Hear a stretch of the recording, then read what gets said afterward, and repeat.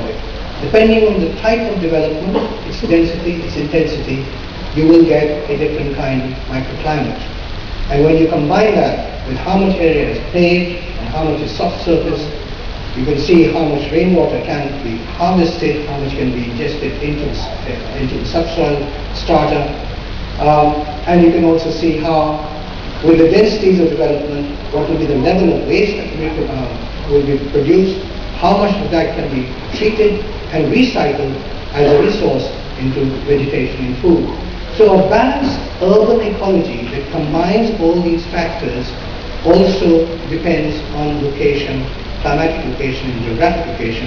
And I believe that one has to do rigorous investigation of urban typologies to optimize the urban ecology for each climate and geography, and integrate photovoltaics in urban buildings, in the urban scale, and in buildings also, as a measure of a decentralization of supply.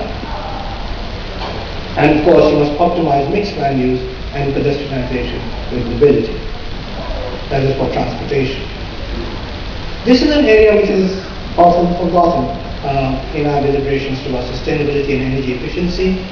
It is an application of the principle of low embodied energy in the building fabric and construction technologies.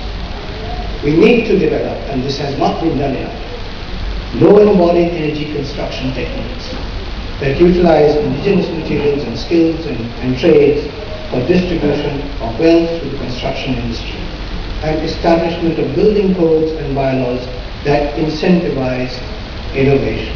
There is a tendency in the engineering circles today and construction circles today to fall back on building as usual, only to build fast as the only dimension that they look at, but how much energy is consumed in the use of materials and production buildings is not being measured. This is a very, very important aspect of development, because if you look at the country over, and we're talking about urbanization and doubling of our building stock over the next decade, a greater climatic carbon dioxide emissions impact is going to be caused just by the addition of buildings themselves, and not so much by the operational use of energy. So this is a very important aspect.